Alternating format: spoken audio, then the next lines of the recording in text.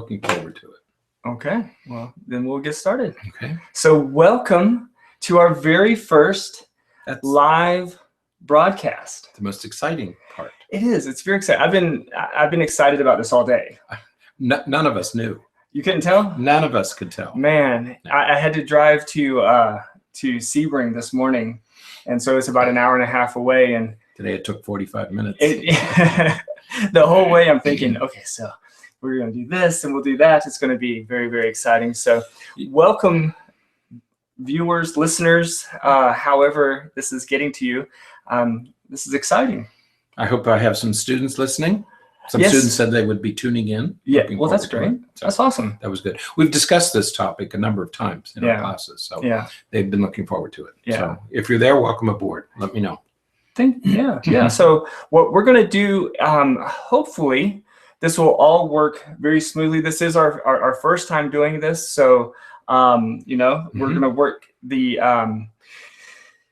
out the wrinkles so that we can, because we have more of these planned, and so this is the first of a series of a total of 8, I guess, that we're going to be doing on this particular topic. On this topic, right? So and more to come. If this goes well, then we will definitely be doing more, because we love the idea of interacting. So if you're listening live and watching on YouTube, you should be able to link to a group chat that's available as part of the Google Hangout that we're in here, and you should be able to comment to us there.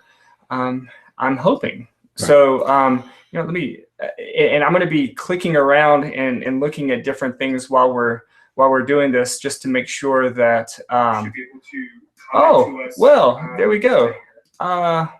I got a little feedback there, because there we are also. That's interesting. So we will try to figure these things out. So I see, oh, look, Noreen is in the group chat. We know Noreen. Noreen. Noreen, I hope it's not cold up there. It's always cold. It's maybe it is always cold up there. So I'm wondering how much of a delay there is.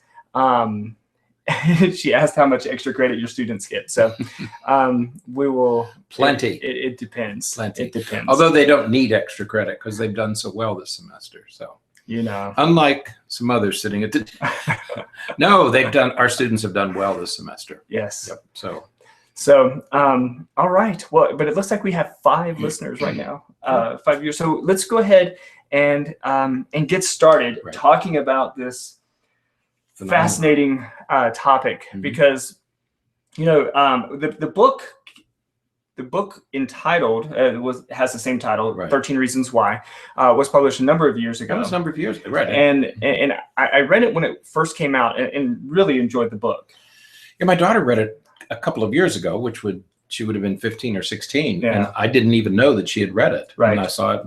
I hadn't read it at that point, but she had read it, enjoyed the book. Right. Yeah, the book is relatively, I would say maybe relatively tame. A little more, tamer, more benign. Right. Easier to digest at your own pace. Right.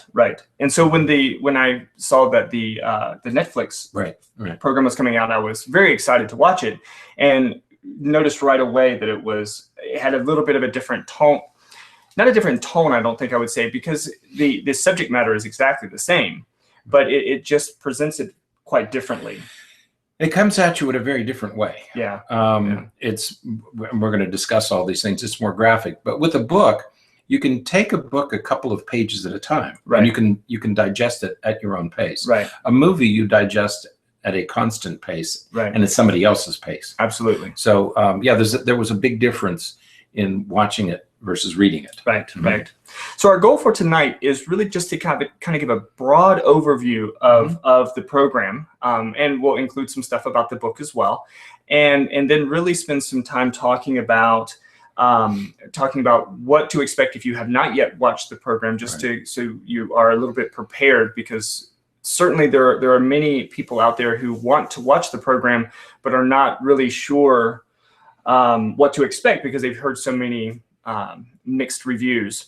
And so we'll talk a little bit about that, and a little bit about what to do if you have discovered that your teen or even your preteen. I saw some. I heard some people talking today about, kids as young as even 10 and 11 years old who have seen it. And so we will talk about that as well. This is certainly one of those books, and particularly one of those videos where we hear all the time, parental discretion is advised. Right.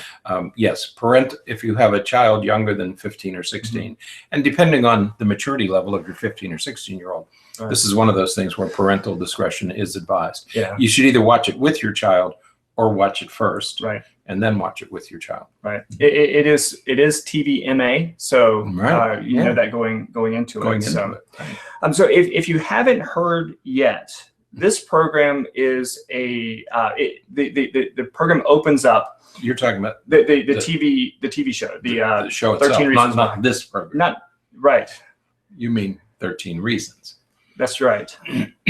I'll do my best to keep you. My bad. No, you're talking about 13 Reasons. Right. Okay. 13 Reasons opens up with you knowing that a girl in this high school has committed suicide, and so what happens from what happens very quickly is you've discovered that this girl committed suicide, but she left behind a box of tapes. Right. And the tapes, there's on each side is one of her reasons for committing suicide or ending her life through suicide. Hence the title. Right. So the 13 reasons, and it happens to be the case where each of the 13 reasons is a different person from her life. Right. Right. Primarily other people from school. Yes. So there's other teenagers and things like that. And so throughout the program, throughout the 13 episodes, it kind of unfolds, and you're living it through the eyes of one of the main characters that we'll talk about later. And he is really struggling with it, and he's been struggling with her suicide from the very beginning. And he is the recipient of the tapes at this time, because what has to happen is the way that she leaves the instructions is person who was on the first reason, he got the tapes first, and then he was instructed that he would then give it to the second person, the third person, and so on. There's a sequence. Right, right. And it just so happens that we are getting it at tape 11. Clay is number 11. So, and Clay is the other main character. So that is how the program goes. And so it doesn't. What's really important for you to know, if you haven't yet watched it, is that it is graphic. Graphic content, yes. It's much of it, especially for the first, maybe I would say 9 episodes or so, maybe 9 or 10 episodes. It's graphic, but it's high school graphic. I would say. Right. I mean, they're using curse words at the F word and talking about sex and talking about a lot of that stuff very, very openly, very, very in graphic detail, but in graphic detail that high school students would talk about. The language is almost exactly what you would hear if you walk through a high school. Right. We're doing some work in a high school this semester. Right. And when you walk through the halls, that's that is exactly the language that you hear. Right. So the language in this movie is the language that you would hear walking through most high school hallways today. Right. Okay. There's nothing prurient. There's nothing exaggerated about it. This is how kids talk to each other in public schools, in schools. Right. So there's that part, but so it's just important that you know that if you read the book does not contain that type of language. It doesn't have much cursing in it at all. And so if you then watch the program thinking that it's going to resemble the book, it's going to be a surprise to you. So just know that going in. Right. The other thing is that this is a story about a girl who ends her life through suicide. But we're not giving anything away, because you know that. We know that from the very beginning, right? And so because of that, they talk about that. They talk about death. They talk about bullying. They talk about a lot of these things throughout the program. And so you're going to see sometimes in pretty good detail assaults and fights and altercations between people that can be disturbing to people. Right. And once again, if we talk about the language, this is how teenagers talk about this stuff. I mean, when I hear my teenagers talk, they are more casual. Right. It's not, they're not being disrespectful. They're simply more casual about this than we are. I mean, it's how they talk to each other. And, but you'll notice that they're very casual about it. Right. Because that's how teenagers discuss these topics. Right. It's in a very casual, nonchalant way. Right. My daughter said, yeah, that's what happens. Somebody got raped, and it was all very matter of fact. Right. Yeah. And so, so you experience those things through the eyes of our main characters. And again, the producers and directors, they really don't pull any punches with some of it. You clearly know what's going on. There's no nudity. There's nothing graphic from that perspective. Right. But there's no doubt what's happening. That's right. So there's that piece. And you see it from that perspective. Right. And I think that's what is unsettling to some parents but it is faithful to the perspective of a teenager. Right. I mean, that's what they're trying to portray here. Right. So, and then finally, the third, it's not really a spoiler, but it's just a thing that we would encourage you to be mindful of before you watch the program, is that there's not a lot of breakaways. And so again, we know that we know that the culmination of this whole thing is that this girl commits suicide. And in relatively good detail, it presents graphic. It's graphic. Yes, it is. It's not some people are troubled and they refer to it as an instruction manual on how to commit suicide. Right. I'm not sure that I would go that far, but I understand why some people might. Right. Yeah. Noreen just wrote in the chat that, so maybe it should be X-rated, since kids today are so expansive with their vocabulary and experiences and stuff, as compared to the way that it was, maybe 10 or 15 years ago. And it's, I think that the way that I would say, because parents have certainly asked whether or not they should allow their kids to watch it, and I'm always a little bit torn, because on one hand, as soon as you say no, the kids are going to find a way to watch it. We know that that's the case, typically. But it's sort of so mixed, because you see things, but it's not like you see things. But X-rated would mean what? Well, X-rated would include nudity and all of that, and it would include. But what's the restriction? No one below the age of 17 is allowed to watch it. It's on Netflix. Right. Well, there's a lot of things on Netflix that are NC-17 or X-rated. And if kids want to watch it, they can. Well, they could. Yeah. Right? Yeah. I mean, all they need is the code to get in. Yeah. Correct? Yeah. So, and that's the other problem here. Yeah. But I agree with Noreen. Yeah. I think that might be a possible solution. And again, it warns parents that the X says more than MA. Right. Okay.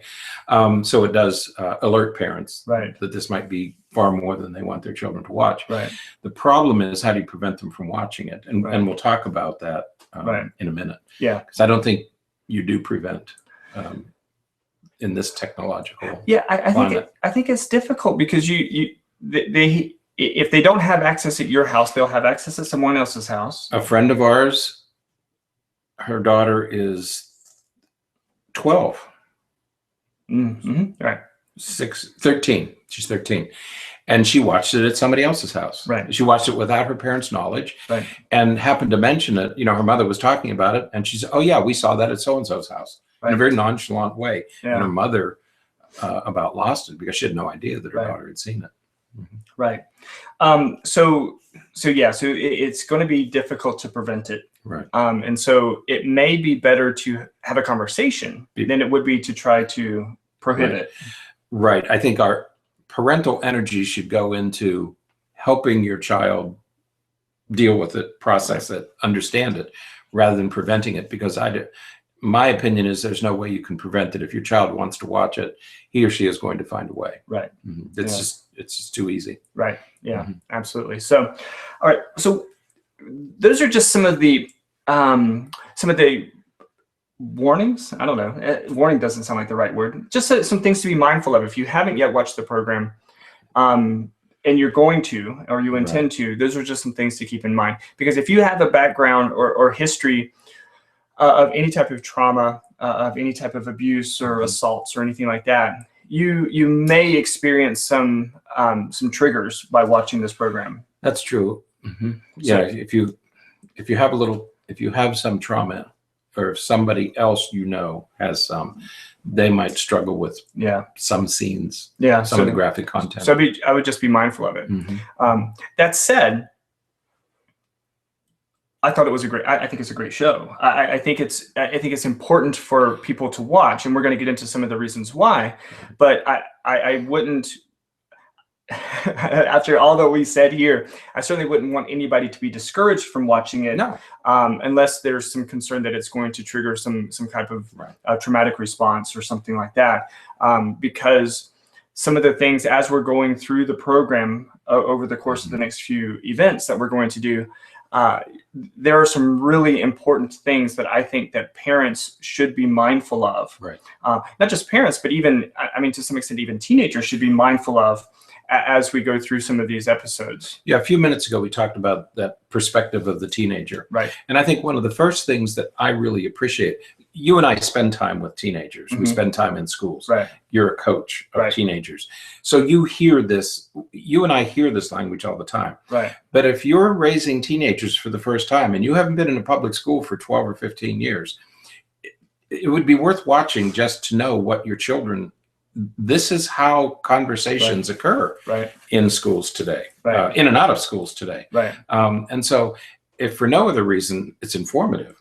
And I really like the teenager's perspective. It's not an adult making judgment or an adult sensationalizing it. It's from that teenager's perspective. And that's what I appreciated about it.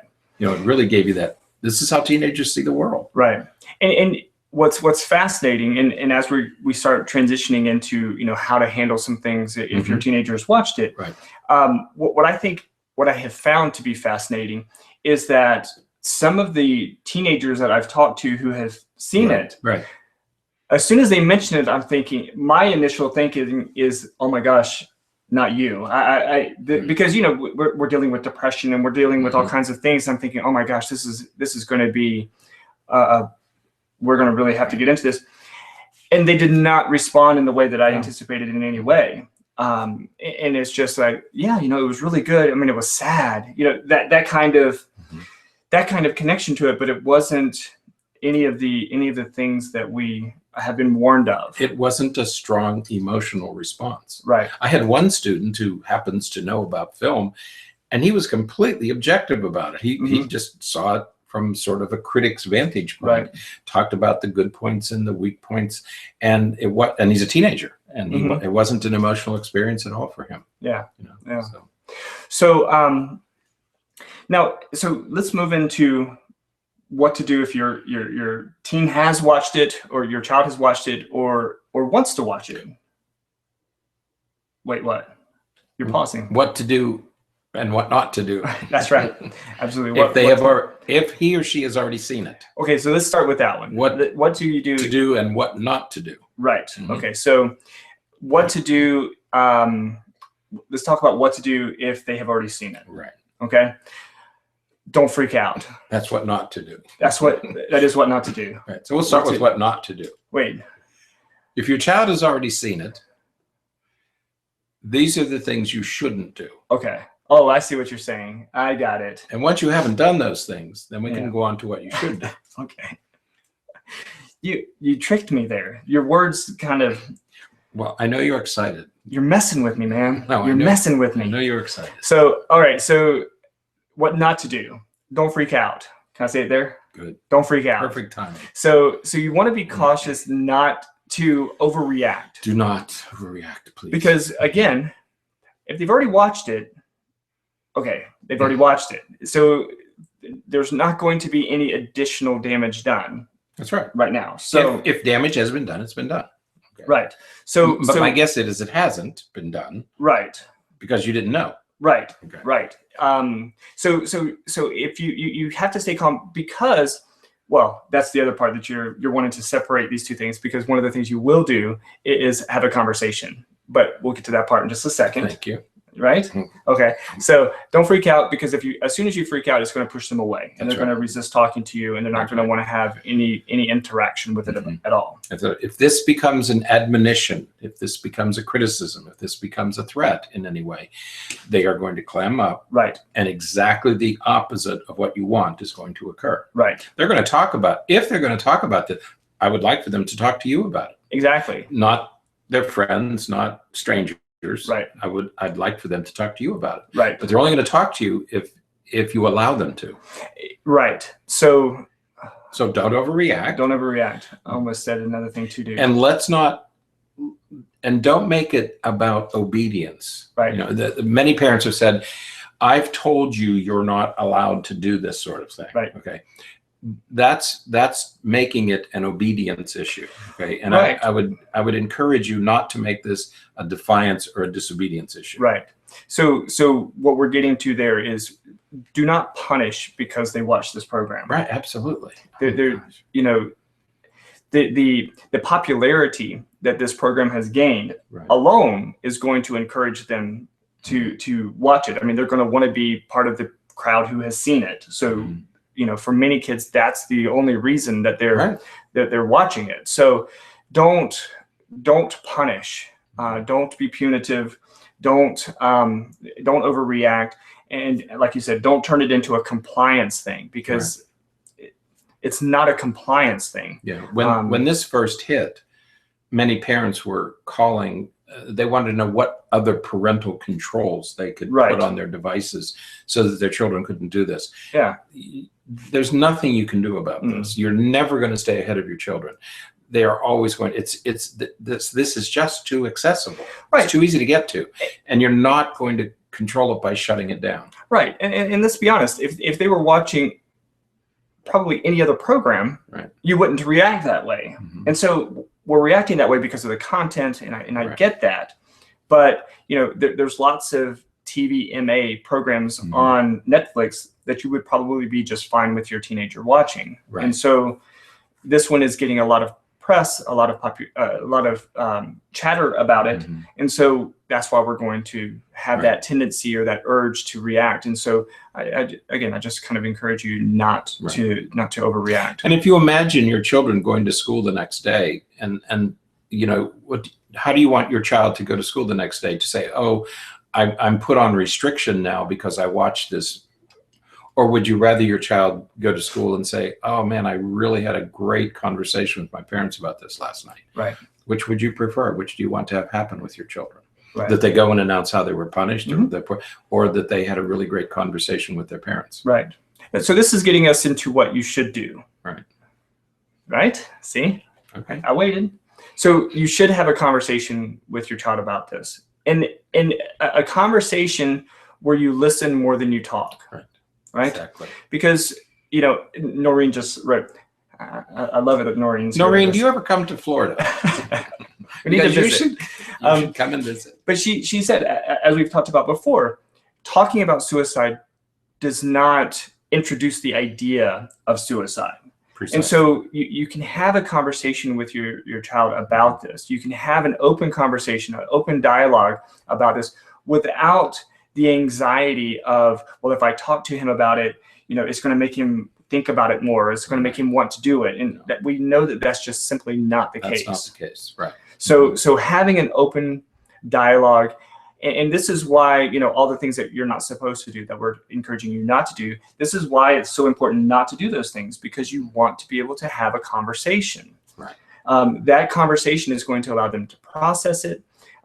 Some of the content of the program, we've already kind of alluded to this, but you know, there's a lot of talk about bullying in this. That's sort of the crux of the whole thing, right? Is that they're saying that she was bullied. That's the thread holding the whole thing together. Right. Is that she was physically, verbally, and emotionally bullied, abused. Right. And so that is an important topic for teenagers today. Right. It's an important topic for teenagers. It's an important topic for middle schoolers.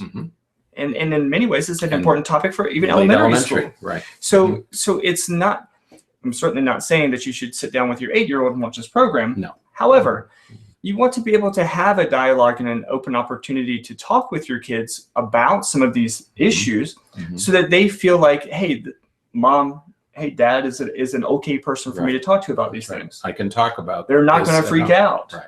Exactly. Yeah. So I don't have to worry about retribution. I don't have to worry about being punished. I can discuss these things. I mean, we want our children to discuss all the things that they're doing, whether it's this or sex or drinking or drugs. I want my children to be able to come and talk to me about these things. And if it's forbidden, period, even to talk about, they're not going to talk to me, but they're going to talk to somebody.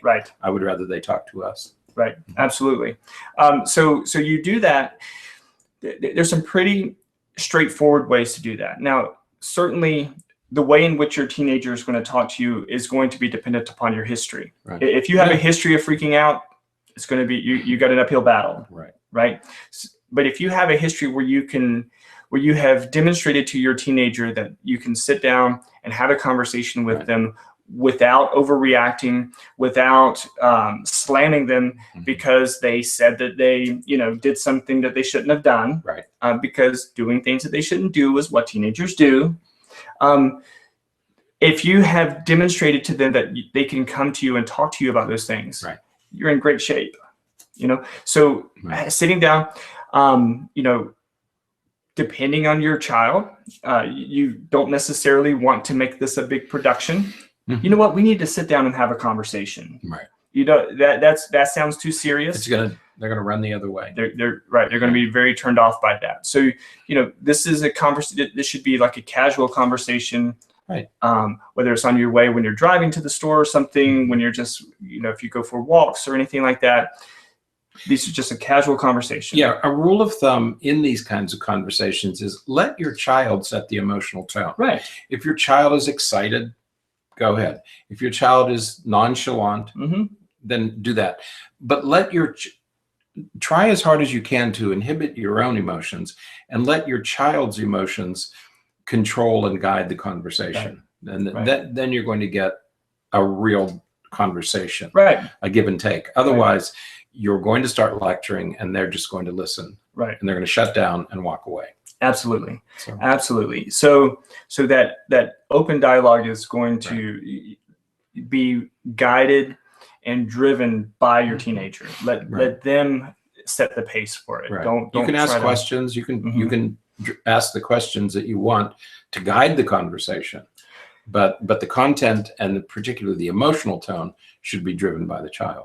And use something that parents oftentimes resist the tendency to do is communicate freely with their teenager. When I'm talking with my kids, and I love it that my teenagers will talk with me sometimes, not always, but sometimes they'll talk with me, and they'll say something and I'll say, that sucks.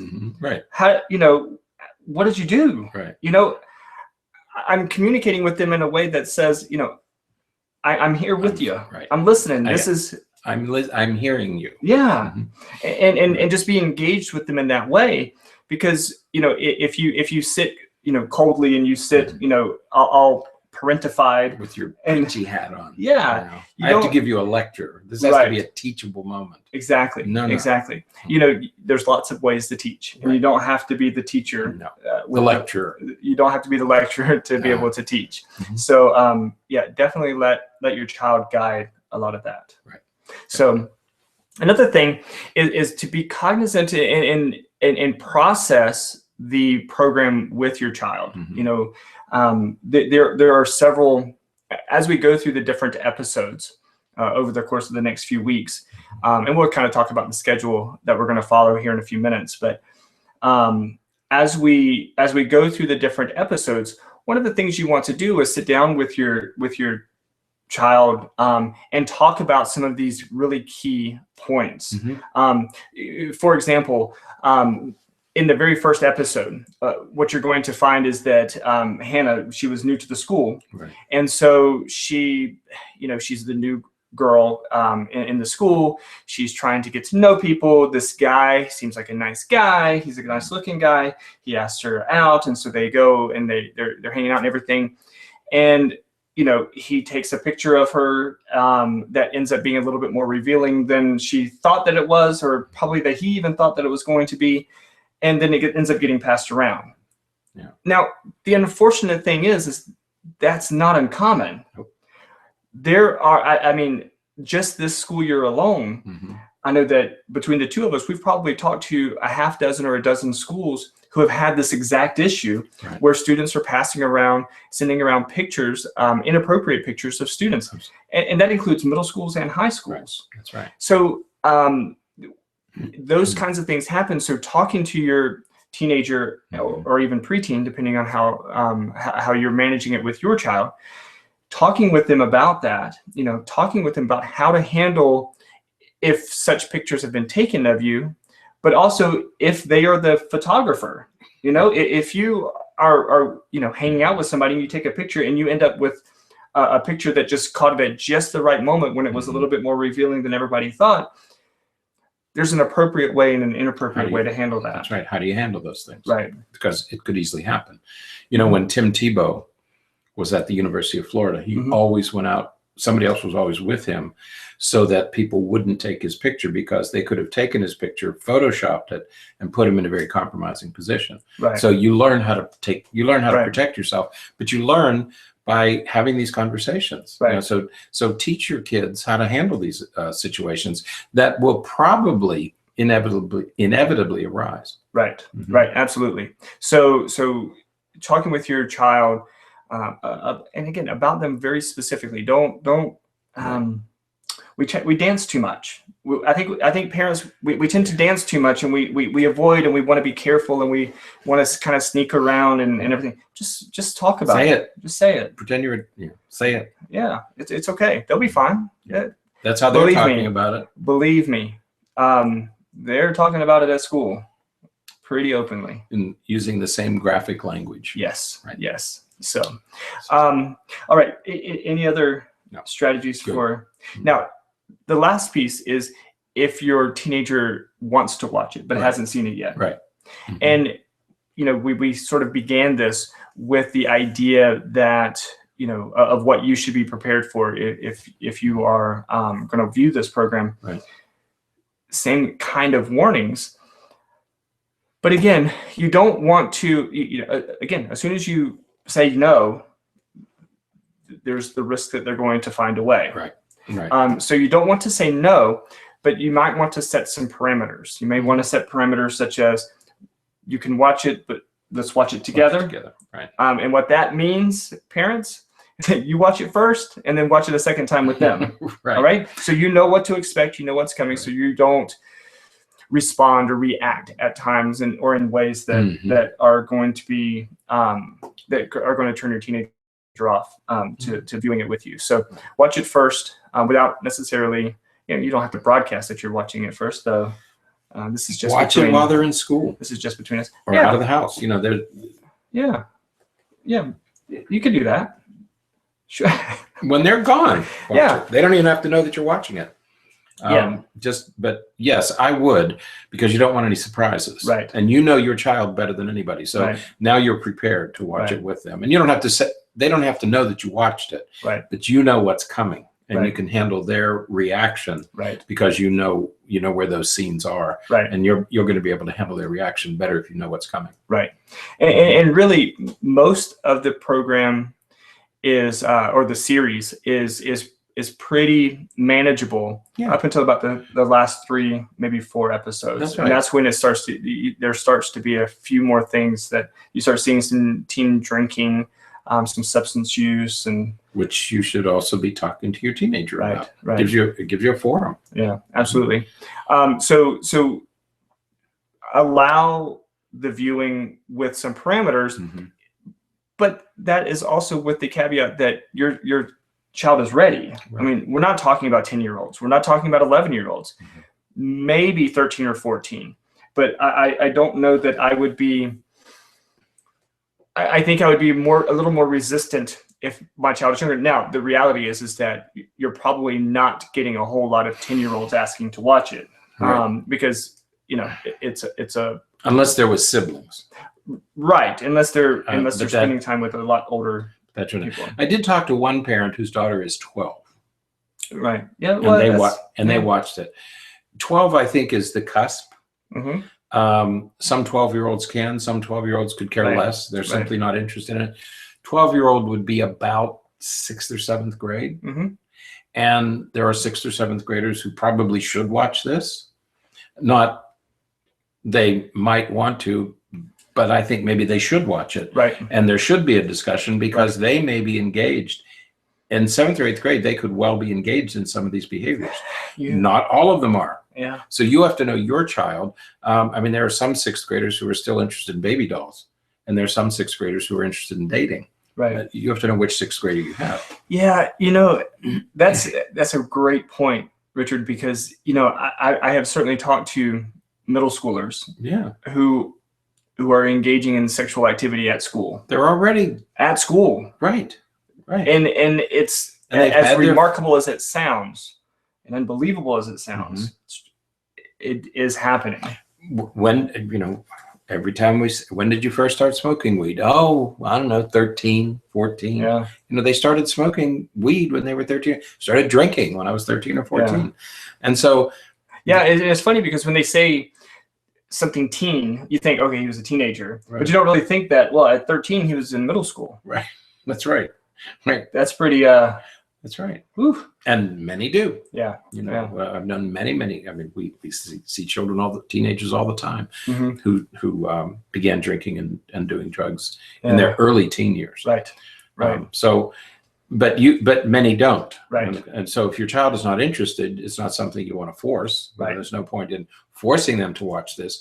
But if you think that they might be interested, it would be a good thing to watch together. Right.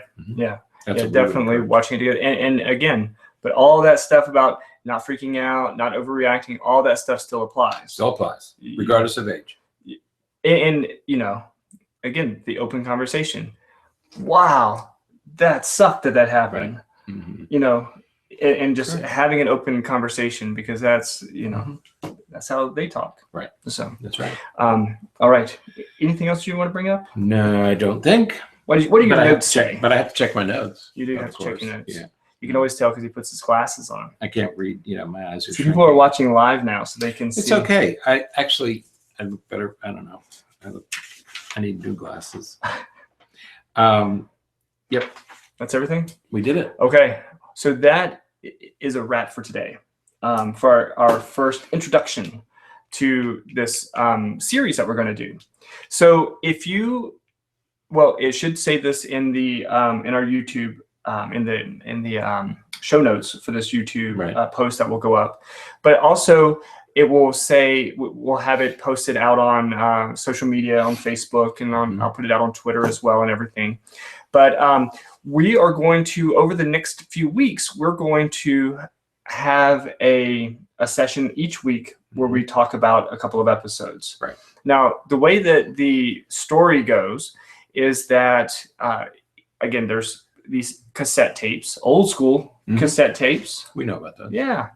They're not 8-track. They're cassette tapes. I was before 8-track. That's right. They're not reel-to-reel. There we go. Driving around in a car with a reel-to-reel. Right. Oh, that would be funny. You got me off track. But so over the course of the next 7 weeks, we're going to go through the 7 tapes. So there is, so next week, we are going to cover tape 1, which is basically numbers 1 and 2. Right. So it'd be episodes 1 and 2 from the program. And that is going to be, now we're doing this on Thursday. That program is going to be next Monday, May the 1st at 6:30 p.m. So if you haven't watched it. So if you haven't watched it, you have the weekend. Carve out some time over the next 3 or 4 days. Yeah, over the weekend, try to watch the first couple of episodes. And so we'll come back and we'll have a conversation about them. We're going to take some, I'm going to watch them again because there's some notes that I really want to get down, because there are some really fantastic psychological principles that are presented in here so well and sometimes so subtly, and I really want to highlight them for you so that you can see them, because I think that they, again, a recurring theme is that the actors and actresses and the director and everybody did a wonderful job of depicting what is pretty close to reality, right, for most of these guys. So, mm-hmm. So that's going to be May 1st. So that's Monday evening at 5 or 6:30 right. Eastern time. And then again, the remaining tapes we'll kind of post when those will be out. So it's going to go Monday, then the next Thursday. We have to kind of switch it around because of the way that our schedules are, and we wanted to really get in there and get started and get started with it. So, okay, so my eyes keep getting drawn over to the chat. Noreen's asking questions about things. So this here is a bookend turtle, because I like turtles, and I'm not sure the blue thing. There's a blue soccer ball and a blue TARDIS. It's the TARDIS. Does she? Doctor Who is my Doctor Who TARDIS. TARDIS is it's like a phone booth. Yeah, it's a phone box, right. Police box. Well, not everybody knows what a TARDIS is. You know, when we drive down the road and you see, the first time I saw it, my other car is a TARDIS. You didn't get that? Didn't have a clue. No? Well, didn't have a clue because I never watched Doctor Who. I didn't know what a TARDIS was. Bow ties are cool. That's from Doctor Who. See? There you go. All right. See, he's easy to lose, isn't he? I get off track sometimes. So, all right. But that's it for today, right? Mm-hmm. The next couple events, they may last a little bit longer. They may last about this long, may last a little bit longer. Kind of depends on how the conversation goes. Right. We had a pretty good number of viewers today. We had between 6 and 8 or so viewers, so that's fantastic. We would love for you to share this with your friends so that they can join in.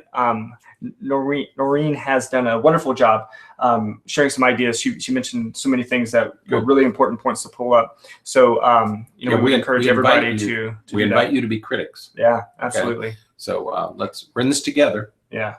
So absolutely. Let us know what we can do better. Yes. So if you don't like us, tell us. If you do like us, tell your friends. Richard, I have something to tell you. No. You're my best friend. Mm-hmm. So, all right. So that is it for today. Thank you so much for joining us on our very first live broadcast. Hooray. And we will be sure to do many, many more of these. So, all right. So until next time, stay happy, stay healthy.